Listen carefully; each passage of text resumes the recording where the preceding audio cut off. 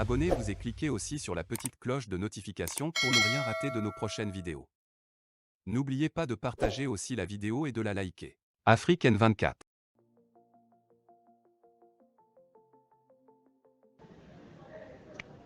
Oui, et je voudrais, vous me permettez de répondre. Vous savez, là, nous sommes psychologiquement préoccupés par ce qui s'est passé aujourd'hui.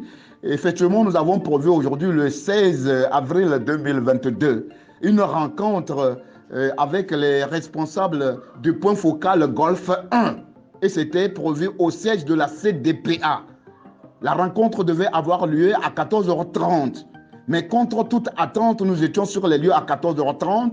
Et à notre grande surprise, vous me permettez, c'est deux véhicules de la gendarmerie qui étaient déjà positionnés en face du siège de la CDPA. Quand nous sommes avancés tranquillement, leur chef nous a fait savoir, ceux qui étaient là-bas, il y a leur chef qui est venu vers nous dire qu'ils ont reçu la consigne ferme qu'on ne doit pas avoir accès au siège de la CDPA. Qui peut comprendre ça? Un parti légalement constitué. Nous voulons, comme toutes les autres formations politiques, rencontrer les militants et sympathisants du point focal de Golfe 1. On nous fait savoir qu'on n'a pas accès, on ne doit pas avoir accès à un siège qui appartient à un parti politique, la CDPA, et qui fait partie de la DMK. Comment l'homme, le Togolais, lambda peut comprendre cela? Dans un État qui se dit pluriel et démocratique, où la pluralité est une condition sine qua non pour animer la chose politique. Et au même moment, ce qui nous étonne et ce qui est, les gens disent certaines choses et sur le terrain c'est le contraire. Pas plus que le 14 avril passé, le ministre Charles Agba a eu à se demander et à s'inquiéter, et si réellement il était sincère, on n'allait pas vivre ce qu'on a vécu encore aujourd'hui, qui n'ont plus en face d'eux une opposition, ou du moins ils n'ont pas une opposition constructive. Je ne sais pas ce qu'ils désignent sous le vocable d'opposition constructive par rapport au comportement qu'ils affichent. Nous interdisons des manifestations. Nous avons continué sur la deuxième rencontre au niveau de Golfe 7 et c'est le même scénario. Là, nous devions rencontrer d'autres responsables du point focal de Golfe 7 et à notre grande surprise, c'est une horde de gendarmes aussi positionnés pour nous dire qu'on n'a pas accès, on ne doit pas tenir de rencontre. Dans un pays qui a plus de 117 partis politiques, voilà l'attitude que les gens affichent. Franchement, ça nous interpelle. Mais la DMK maintient sa position. Plus jamais d'élections volées sur la terre de nos aïeux. Plus jamais, c'est ça notre lutte, le sens de notre combat. Parce qu'aujourd'hui, de toutes les façons, il n'y a pas lieu de regretter ou de reculer face à notre combat que nous menons. Ils font la publicité de la DMK sans le savoir. Ils nous prouvent à suffisance que nous sommes sur la bonne voie et que le peuple togolais nous a mandatés de défendre leur souveraineté et nous irons jusqu'au bout. Voilà un peu ce que je voulais dire. Je salue également la spontanéité des journalistes de par le monde entier qui nous tendent les micros pour comprendre concrètement ce qui se passe. Voilà un peu ce qui se passe. Le Togo est encore dans une période semblable à ce que nous appelons en philosophie l'état de nature, où c'est quelques individus qui font la pluie et le beau temps et les autres sont condamnés à subir. S'il vous plaît, dans un État qui se dit démocratique, ceux qui nous observent, surtout les pays voisins, et franchement, ça fait rire. Les gens se moquent de nous. Les gens se moquent de nous. Les gens disent que nous sommes en démocratie, mais en quoi on est en démocratie quand on continue de vivre de telles attitudes?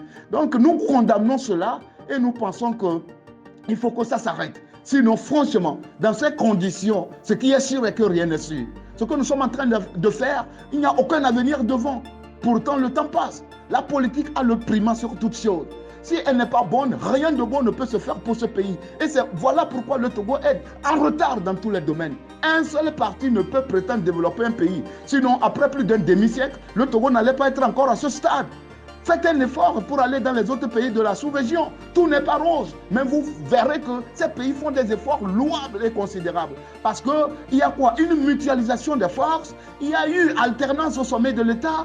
Et ça permet à tout le monde d'apporter sa compétence et ses forces, ses capacités, ses potentialités. Mais je voudrais dire à nos frères du RPT Uni de comprendre que nous avons des compétences nécessaires aussi pour diriger proprement et de façon légitime ce pays et nous irons jusqu'au bout. Rien ne sera encore comme avant. Voilà un peu ce que je voulais dire. Je leur demande de se ressaisir. Parce que quand on a peur de son adversaire politique, il faut aller maintenant vers la recherche des solutions durables, que de continuer par se comporter comme si nous étions dans un état de nature où c'est le plus fort qui doit dominer les faibles. Mais quand un acte n'est pas en conformité avec la loi, l'acte en question n'est pas peurant dans le temps et dans l'espace. Donc, je demande au RPT Uni d'opter pour la voie des recherches, des solutions durables, politiques. C'est ça. Des hommes responsables qui ont à cœur l'avenir de notre pays ne doivent pas se comporter de la sorte. Le monde entier, franchement, se moque de nous. Je profite également à interpeller l'institution des droits de l'homme, les ambassadeurs accrédités au Togo qui se revendiquent des États démocratiques. Il ne faut pas attendre le pourrissement de la situation avant de réagir. Devant des situations pareilles où un regroupement de partis politiques n'a plus le droit d'organiser de simples réunions avec leurs militants et sympathisants, ça voudrait dire que la situation est extrêmement grave et préoccupante.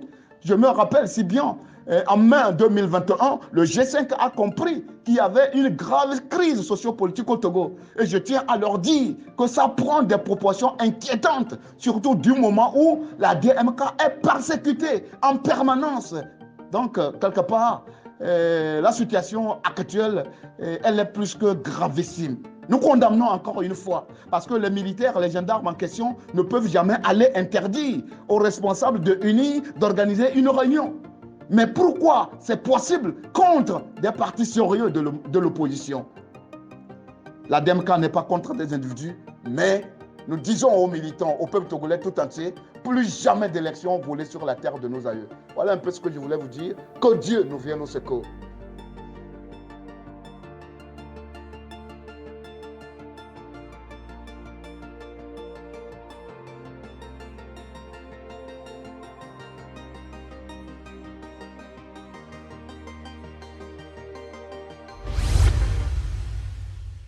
Likez la vidéo si ce n'est pas déjà fait. Laissez aussi votre point de vue en commentaire.